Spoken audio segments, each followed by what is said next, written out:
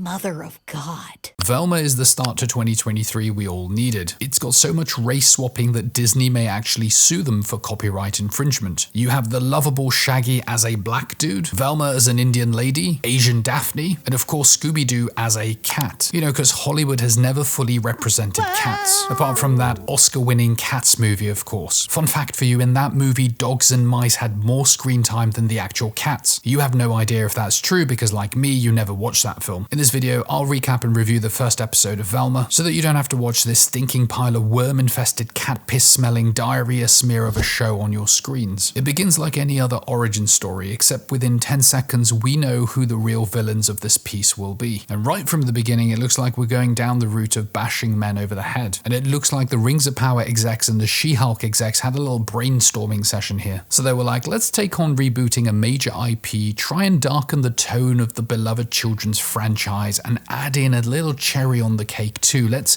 sprinkle a little wokeism to it. Wait. The little bun of a show's not quite ready yet. It needs something more. Any ideas, She-Hulk? When I'm catcalled in the street, when incompetent men explain my own area of expertise to me, I do it. Ah, yes, let's hate men. Make it as cringe as possible and just add no humor to it at all. Like these two cockroaches banging for no reason. I am honestly not sure what the hell is going on at this point, and we are barely 30 seconds into the show. We then move on to a scene of girls of questionable ages having naked showers together, but we all know this one is for the Hollywood execs here. You can clearly get a glimpse of Jeffrey Epstein in the background somewhere. And these scenes are full of nauseating meta-commentary about how shows need to have sex to sell. Wow, talk about genre-bending analysis. Welcome to the 1800s marketing class here, ladies and gentlemen. Oh no, what's this? One of the teenage girls has been murdered? Time for a punchline joke and then roll on the intro. I am not dissing her. She has no brain.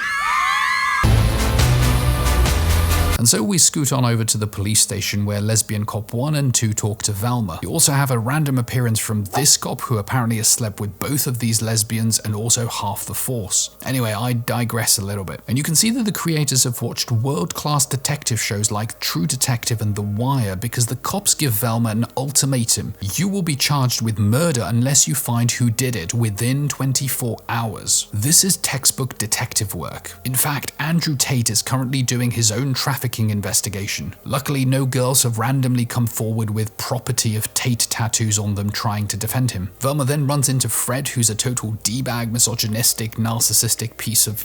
you get the idea. Oh, and FYI, these teenagers are just very horny, because, you know, ratings and stuff. Velma then has some weird hallucinations, probably shrooming too much because she has to disassociate from this terrible dialogue. I can't really remember. I'm 10 minutes in and I have zero reasons to care at this point. We then shimmy our way to Velma's house where we meet her dad. Now, as a brown guy, let me tell you this. 90% of brown dads in this age group are either taxi drivers or corner shop owners. But no, in this show, we don't perpetuate stereotypes because we're not in the Middle Ages. We're in the woke age. So this lawyer dad then tries to help move the flimsy plot along. We then have this weird montage of her Latina stepmom having her photos taken for social media. I'm not even sure what this steaming pile of dog turd is, but I think it's supposed to be social commentary. We then dally along to Brenda's funeral and find out she was The rare slut that did not deserve to be murdered. It's beautiful. But Brenda wasn't just a rare slut. Okay, weird funeral vibe, I have to say. Fred then opens up to Velma that he's actually a beta male trying to live up to his father's expectations. Velma's all like, oh yeah, cool. That story's real good, but my story's more important. Cue dreamlike montage of her childhood searching for mysteries, even finding her Christmas presents before it was actually Christmas. In fact, ruining Coca-Cola's favorite marketing season for the family, so her mum then runs out to buy more milk and never returns again. Oh, hold up, with all this race swapping, could he not have just gender swapped her dad doing this? It would at least have made more sense. And the guilt of her mother's disappearance causes Velma to have these weird dreamlike things. I don't know why, I don't really care at this point either. Good, your mum left, you were probably a little dingleberry to her anyway. And so they inject some childhood trauma and demons to the IP. Execs are like, fans are gonna be like this. Wow. Wow, after hearing that, I not only feel emotionally hooked, I understand the stakes of your journey, Velma. We're then introduced to our favorite stoner Shaggy. Oh, a bit racialist to make him black now, isn't it? These guys are making so many swaps, they kind of shot themselves in the foot here. Hope they don't kill him off early too, that would be so cliche 90s horror. We then have more garbage dialogue between them in which he says VM 7 or 8 times because, you know, that's the state of comedy in 2023. It didn't answer my VMs. Voicemails. No, have you listened to my VMs? Voicemails. Of course. Though I left you some other VMs. Voice. In my VMs. We then have our main character spaz out and her mum tries to press Ctrl-Alt-Delete. I'm no expert in her CPR technique, but it's gotta be as effective as this guy's security skills. We then have the standard I'm so sorry coming together 2/3 of the way through the show, where each character apologizes and says they love the other characters. And it turns out her mum did actually leave her because she was a little dingleberry. For some reason this makes her more motivated. I'm not even sure why that is. What is even happening now? Surely it'd make you more depressed if you knew a little shit and your mum left you. Velma now has got more glowing halos around her character, I guess boosted by this knowledge that she's a piece of crap. Now you can call me the king of toilet humor, and boy do I love a poop or fart joke. But what I think they tried here is the centerpiece joke of the series, just for the time they devoted to it. Well, well, well. Well, well, well.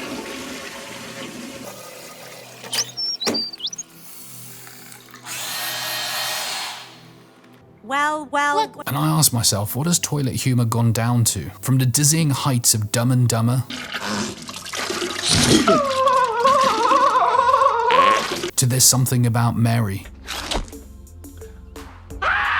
We got a bleeder! To this scene, I see the genre of toilet humor being transcended by Velma. It's so beautiful, it hurts your eyes to watch it. Pucker up that chocolate sphincter, mateys, because this show is going somewhere else. And then they realize Fred could be the bad guy, being all white, male, and, you know, rich and stuff. So they go over to his mansion, and oh yeah, because he has money and stuff, he's got a big mansion. Suddenly Velma drops another edible and sees Funky Shears again. I don't know why, but it's happening. Thankfully, African-American Shaggy, no, not the guy that kept denying his infidelity, the one that used to be white and actually had shaggy hair, yes, that guy, is on hand to friendzone himself to save her from the hallucinations. And so enters Fred, who makes a revelation that his balls haven't dropped. So essentially he's a whiny little white boy with a tiny pee-pee. Nice. And just before we can finally get to Velma, Sally and Shandy, I just made those names up, drop a cap in his undescended testes. And shortly after that, for some reason, we have a heartfelt moment by the bins where Velma thinks her mum really did love her. And if she was even a half-baked detective, she would actually realize this was probably not true. But hey, now she's motivated. Vag power. Yeah, let's go, Velma. Then another dead body appears. Wow, can't wait for episode 2. Oh boy, when we finished 2022, I thought we put the avalanche of diarrhea shows like She-Hulk and Rings of Power behind us. But it's inevitable. As you flush one down the drain, another one always takes its place. And it looks like Hollywood's creative toilet is a bottomless abyss. It's clear now these writers just went to ChatGPT and typed this. Take an original IP,